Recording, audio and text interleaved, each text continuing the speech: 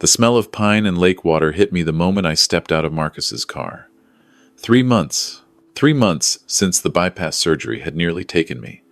And this was the first time I'd been back to the cabin. My cabin. The place my father built with his own hands in 1962, where I'd proposed to my late wife Sarah on the dock, where we'd spent every summer for 40 years. "Easy, Dad," Marcus said, gripping my elbow as I made my way up the stone path. Doctor said no strain. I nodded, breathing in that familiar air. The aspens were turning gold, and I could hear the gentle lap of water against the shore. Home, after weeks in that sterile hospital, then more weeks in Marcus's cramped apartment in Denver.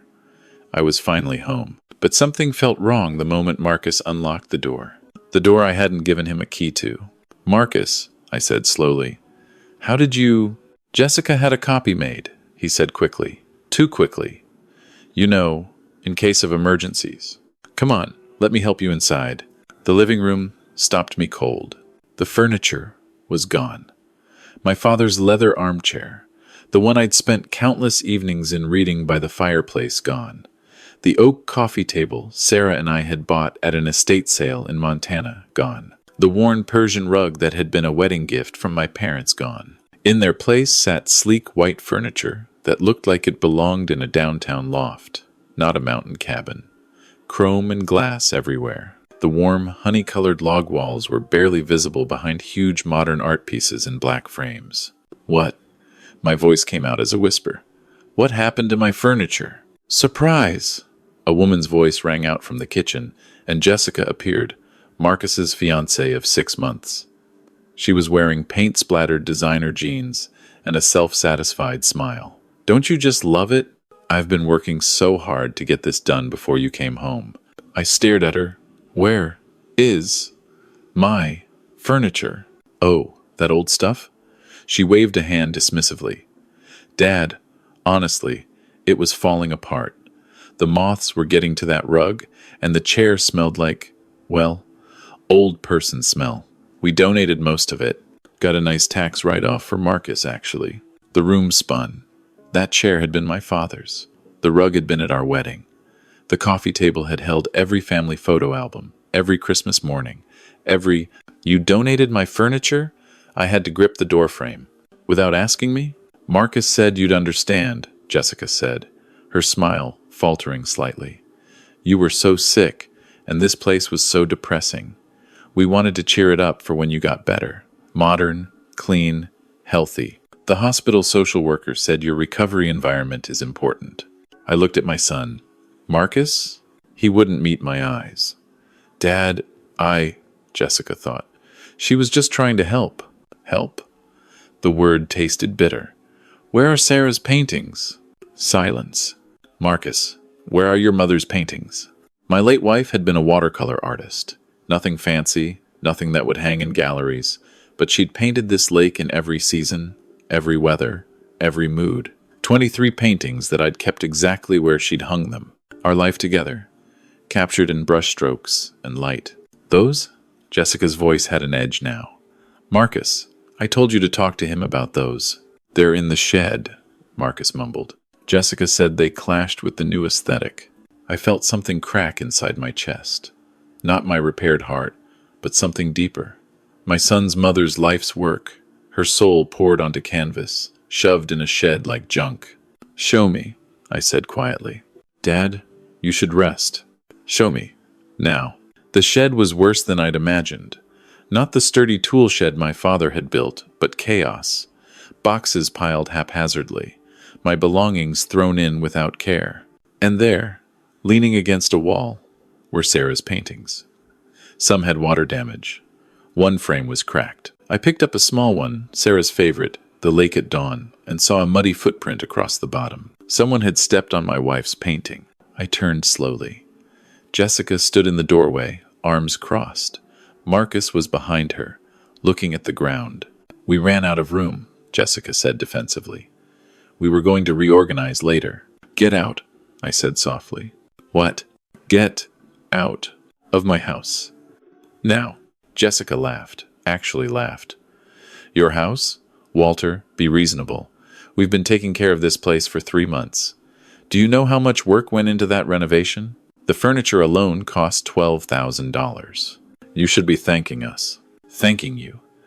I felt my voice rising and forced it down. Calm. Stay calm. The doctor's voice echoed in my head. You threw away my parents' furniture. You damaged my wife's art. You redecorated my home without permission. It's not just your home anymore, Jessica said. And there it was, the entitlement I'd sensed from the first time Marcus brought her home. Marcus is your only son. This place will be his someday anyway. We're just making it livable for when we move in after the wedding. Move in? I looked at Marcus. You're planning to move in here? Dad, we talked about this. Marcus started. No, we didn't. When you were sedated after the surgery, Jessica interrupted. You said Marcus could have the cabin, he told me. You said you wanted us to be happy here. I had said that. In a morphine haze, terrified I wouldn't survive, I'd told Marcus that if something happened to me, the cabin was his, that I wanted him to be happy. I hadn't meant immediately. I hadn't meant while I was still alive. That was if I died, I said slowly. I didn't die. But you're not exactly healthy, are you? Jessica's voice turned syrupy with false concern. Marcus says you can barely climb stairs. How are you going to maintain this place all alone? The doctor said you need help. We're offering to help. To be here for you. Isn't that what family does? I looked at my son, really looked at him. He'd lost weight. There were dark circles under his eyes. His clothes, usually neat, looked wrinkled. And he wouldn't look at me. Marcus, I said quietly. Can we talk? Alone? Jessica opened her mouth to protest, but something in my expression stopped her. She stalked back toward the cabin, muttering about ungrateful elders. Dad, I'm sorry, Marcus burst out the moment she was gone. I know she went too far, but she really did think she was helping. And the furniture was old, and how much do you owe her? He froze. What? How much money do you owe Jessica?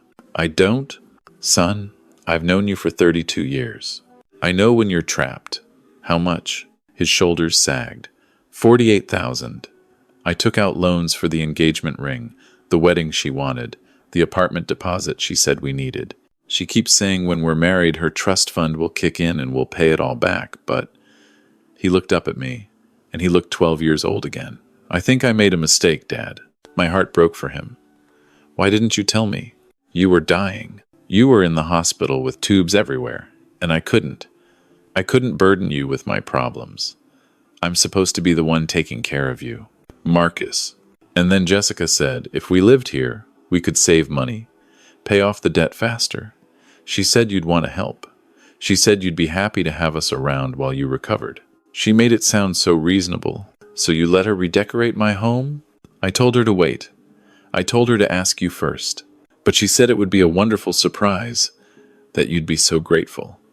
And by the time I realized how far she'd gone, he gestured helplessly at the shed. I'm sorry, Dad. I'm so sorry. I studied my son, my only child, the boy I'd taught to fish in that lake, to split firewood, to change a tire, the man who'd sat by my hospital bed for days, holding my hand, telling me to fight. Do you love her? I don't know anymore. I thought I did, but lately she's so... He trailed off. I don't know who I fell in love with. This version of her scares me. I put my hand on his shoulder. Then we fix this, together. But first, I need to make something very clear to Jessica. We walked back to the cabin. Jessica was on her phone in the new white kitchen, showing someone photos, completely transformed the space. He doesn't appreciate it now, but when he sees how much value we've added. She looked up and smiled brightly. Walter, did Marcus explain about the renovation costs? We kept all the receipts. When you write us the check, we can. Jessica, I interrupted quietly, I need you to listen very carefully. This is my house. It is titled in my name only. Marcus has no legal claim to it while I'm alive. Her smile flickered. But Marcus said, I know what Marcus said. I know you've convinced him that I wanted you to move in and redecorate. But I didn't. And I need you to leave. Leave? She laughed, but it sounded forced. For how long? We can stay in Denver for a few days if you need space, Leave permanently. This is not your home. You are not moving in. You will remove your belongings, and I will have the locks changed." "That's ridiculous," she snapped, all pretense of sweetness gone. "Marcus, tell him he's being ridiculous." Marcus was silent. "Marcus," Jessica's voice rose. "You're just going to let him throw me out? After everything I've done for this place? After all the money I spent?" "You spent my money," Marcus said quietly, "on his house. Without asking. Our money. We're getting married. What's yours is mine." "We're not married yet," Marcus said, and I heard something new in his voice. Strength. "And Dad's right. This isn't our house. We shouldn't have done any of this without asking him first." Jessica's face went white, then red. "Fine, fine, but I want compensation for the renovation. Every penny. That furniture cost $12,000. Compensation?" I kept my voice level. "For destroying my property and throwing away irreplaceable family heirlooms? I don't think so. I have receipts. I'll sue you." "For what?" "I never authorized any work. You entered my property without permission and made unauthorized changes. If anyone's suing, it would be me." I hadn't actually planned to sue, but I could see the calculation in her eyes. The realization that she'd overplayed her hand. "Marcus," she said, voice shaking with rage or fear, or both. "Are you really going to let him do this to me? To us?" Marcus looked at her for a long moment. "I think," he said slowly, "we need to postpone the wedding. I need to figure some things out." "Postpone." Jessica's voice hit a pitch that made my teeth hurt. "We are not postponing. The venue is booked. The invitations are sent. My dress is." "Then I guess you'll be going to that wedding alone," Marcus said. "Because I'm done. I'm done with the debt and the pressure and the constant demands for more. I'm done lying to my father and myself." "We're done, Jessica." The silence that followed was absolute. Then Jessica grabbed her designer purse from the new glass coffee table and stormed out. "You'll regret this, both of you. I'll make sure everyone knows what kind of people you are." The door slammed. A moment later, we heard her car roar to life and speed away down the gravel drive.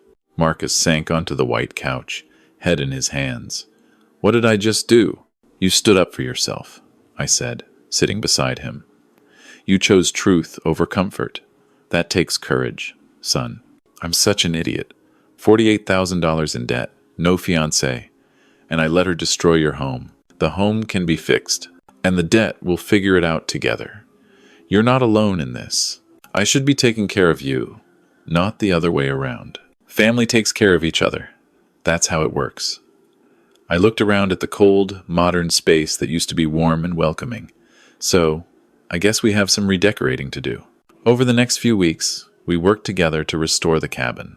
Marcus sold all of Jessica's furniture. Turned out she'd financed most of it and stopped making payments, so returning it actually helped his credit. We scoured estate sales and antique shops, finding pieces that weren't the originals but had the same warm, lived-in feel. We couldn't replace my father's chair or my parents' wedding gift rug. Those were gone forever. But we found a similar leather armchair at a veteran's estate sale. An old widower was downsizing, and when I told him the story, he sold it to me for half price. "Sounds like your father would want you to have a comfortable chair," he said. The coffee table we found at a barn sale in Wyoming. Solid oak, hand-carved, similar to the one Sarah and I had bought 40 years ago. Marcus spent a weekend refinishing it. Sarah's paintings, we were able to restore most of them. A local artist who'd known Sarah came by and gently cleaned the water damage, repaired the frames. The one with the muddy footprint, she painted over the damage, matching Sarah's style so perfectly I cried when I saw it. Sarah would want her work to continue bringing joy, she told me, not to sit in a shed, damaged. Marcus moved into the guest room. He worked remotely and spent his evenings researching debt consolidation, meeting with credit counselors, making a plan. He cut up his credit cards and started cooking instead of ordering out. I watched him become someone I recognized again, the responsible, thoughtful young man I'd raised, not the anxious people-pleaser Jessica had molded him into. "I don't know why I couldn't see it," he admitted one night over dinner. "How she was controlling me. It was so gradual. First, it was just suggesting what I should wear, where we should eat. Then it was who I should talk to, how I should spend my money. By the end, I couldn't make a single decision without wondering what she'd think. I lost myself. It happens to the best people, I said. Manipulation is insidious. She found your weaknesses, your desire to please, your fear of confrontation, and exploited them. But you got out. That's what matters. I wish I'd gotten out before she hurt you. She didn't hurt me. Well, not permanently. The furniture's gone, but we're building new memories. And I have you back. That's worth more than any antique chair. 3 months after Jessica left, Marcus filed for bankruptcy protection. It wasn't an easy decision, but it was the right one. The debt was overwhelming, most of it from Jessica's demands, and he needed a clean slate. I helped him through the legal process, and on the day his discharge was finalized, we celebrated with fishing on the lake. "I'm 32 and starting over," Marcus said, casting his line. "I should feel like a failure." "Do you?" "No, I feel free. For the first time in 2 years, I'm not anxious about money. I'm not worried about saying the wrong thing or disappointing someone. I'm just here, with you, fishing. That's not starting over. That's moving forward. Thanks, Dad, for not giving up on me, for letting me move in and figure things out. I know having your recovering heart-patient son living with you wasn't the peaceful retirement you planned." I looked around at the lake, turning silver in the late afternoon light. The aspens were green now, summer in full bloom. A loon called in the distance. Sarah would have loved this moment. "This is exactly the retirement I wanted," I said. "Being here with family, making new memories in this place. Your mother would be proud of you, you know, for getting engaged to a narcissist and going bankrupt, for having the courage to admit you were wrong and change course. That's harder than never making mistakes in the first place." We fished until sunset, not catching much, but not really caring. When we got back to the cabin, Marcus made dinner a skill he'd learned out of necessity that had become a genuine passion while I hung the last of Sarah's restored paintings. The cabin would never be exactly as it was. The original pieces were gone, the space had been violated, but it was warm again, lived in, loved, and in some ways, it was better. Because now it held new stories too. Stories of recovery, of redemption, of a father and son rebuilding together. 6 months after Jessica left, I got a message through a mutual friend. She'd gotten engaged again, to a man she'd been dating for barely 2 months. A wealthy older man, recently divorced. The friend who told me seemed to think I'd be upset. I wasn't. I felt sorry for him, this stranger who didn't know what he was walking into. But I also knew it wasn't my problem to solve. "Should I warn him?" Marcus asked when I told him. Would he listen? Marcus thought about it. No, I wouldn't have. I would have thought he was just a bitter ex trying to cause trouble. Some lessons people have to learn themselves. Like I did, like you did, and like that guy will. Hopefully sooner than you did, with less damage. Marcus returned to Denver eventually, but on his own terms. He found a small apartment he could actually afford. Took a job with a nonprofit that paid less but felt meaningful. He drove up to the cabin every other weekend, sometimes bringing friends, sometimes coming alone to decompress. The cabin became a haven for him, like it had been for me. A place to remember who you are when the world tries to make you into something else. One evening, a year after Jessica left, Marcus and I were on the dock watching the sunset. He'd brought a woman with him this time, Emily, a kindergarten teacher he'd been dating for 3 months. She was kind, funny, and when she saw Sarah's paintings, she'd ask to hear stories about each one instead of commenting on the aesthetic. "Dad," Marcus said quietly while Emily was inside making cocoa, "I want to thank you." "For what?" "For that day. When Jessica was here, you could have just accepted it, let her have her way to keep the peace. A lot of parents would have. But you drew a line. You showed me it was okay to draw lines. That standing up for yourself isn't selfish. It's necessary. You would have figured it out eventually. Maybe. But how much more damage would I have caused first? How much more of myself would I have lost?" He looked out at the lake. "You saved me that day. Probably, literally. I was drowning, and I didn't even know it. You saved yourself. I just held out a hand. Well, thanks for the hand. He paused. I want to ask you something. Anything. Emily and I have been talking about getting more serious. Not engaged, we're taking things slow, but we're talking about building something real. And I want to ask her to come up here for Christmas. Maybe start building some good memories in this place, to balance out the bad ones. Son, you don't need my permission to bring your girlfriend to family Christmas. I know. But after everything that happened, I wanted to make sure you were comfortable with it. That you didn't feel like I was trying to replace Mom's memories with new ones. I put my hand on his shoulder. Your mother's memories aren't fragile things that need protecting. They're strong enough to hold space for new ones beside them. Bring Emily. Bring anyone who makes you happy. Fill this place with love and laughter. That's what it's for. Emily came back out with 3 mugs of cocoa, and we sat on the dock as the stars came out. The lake was perfectly still, reflecting the sky, turning the world into a mirror of light. Your dad was telling me about the cabin's history, Emily said. About your grandparents building it, and all the summers your family spent here. It must be nice to have such deep roots in a place. It is, Marcus said, and I heard the peace in his voice. It really is. Later that night, after Marcus and Emily had gone to bed in the guest room, I sat in the leather armchair by the fire, not my father's chair, but one that honored his memory, and looked at Sarah's paintings on the walls. The lake at dawn, at sunset, in rain, in snow, 23 different moments, all saying the same thing. This place is love. This place is home. Jessica had tried to erase that, to make the cabin into something cold and modern and hers. But you can't erase love with chrome and glass. Love runs deeper than furniture and paint. It's in the walls, the floor, the earth itself. And now there were new layers of love.